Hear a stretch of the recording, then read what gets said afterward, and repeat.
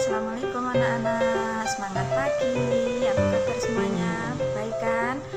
Alhamdulillah pada hari ini kita diberi kesempatan untuk belajar kembali dengan mapel matematika, materinya tentang aljabar pada pertemuan kedua.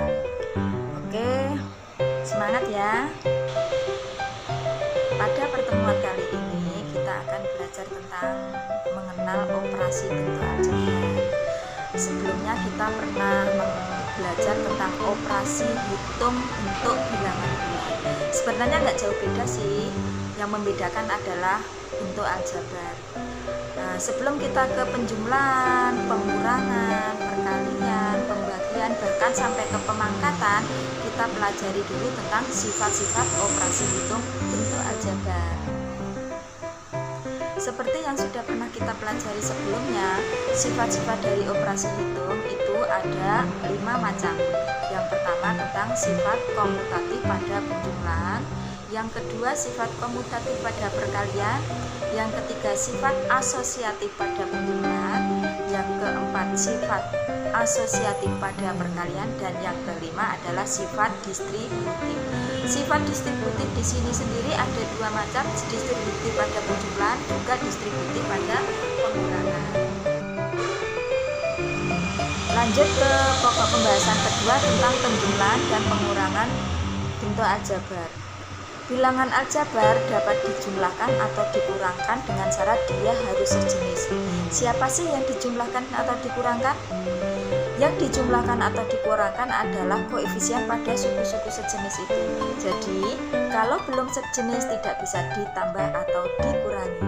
Contoh, ada 5 jeruk ditambah dengan 4 jeruk, maka ini bisa kita selesaikan menjadi 9 jeruk. Akan tetapi, jika ada 9 jeruk dikurangi 5 apel, maka tidak bisa diselesaikan karena jeruk dan apel tidak sejenis. Berikutnya, pada perkalian bentuk aljabar, ini berbeda dengan penjumlahan dan pengurangan. Kalau pada perkalian dan pembagian, yang dikali ataupun dibagi adalah koefisiennya. Sedangkan untuk variabelnya akan dikali dan dibagi, penyelesaiannya ada pada pangkatnya. Jadi tidak ada syarat dia harus sejenis atau tidak. Koefisiennya dikali atau dibagi langsung, sedangkan untuk variabelnya jika perkalian maka pangkatnya ditambah, dan jika pembagian maka pangkatnya dikurangi. Perhatikan contoh tabel yang ada di slide gambar ini. Ada perkalian dari 2x dikurangi y dengan x ditambah 3y. Penyelesaiannya bisa dengan cara menggunakan tabel seperti yang tertera di gambar atau dengan cara dikali satu persatu seperti konsep di bawah ini. Pada slide berikut ini, penyelesaiannya dengan kita mengalihkan satu persatu sesuai dengan arah anak panah pada gambar. Dimulai dari x dikali x, kemudian ditambah dengan x dikali b, lalu dilanjutkan x dikali a, dan kemudian a dikali b. Pada intinya perkaliannya dimulai dari pada anak panah yang atas, kemudian dilanjutkan pada anak bawah yang bawah ya, pada anak panah yang bawah.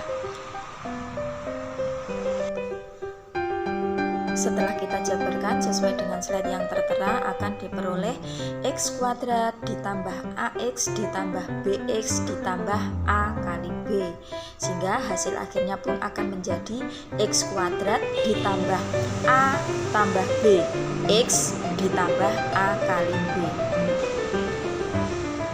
Berikutnya, untuk materi pembagian bentuk aljabar itu ada 2 macam, pembagian bentuk tunggal dan pembagian suku banyak.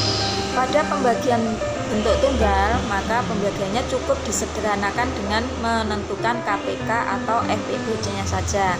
Sedangkan untuk pembagian pada suku lebih atau suku banyak bisa menggunakan faktorisasi atau dengan menggunakan pembagian biasa.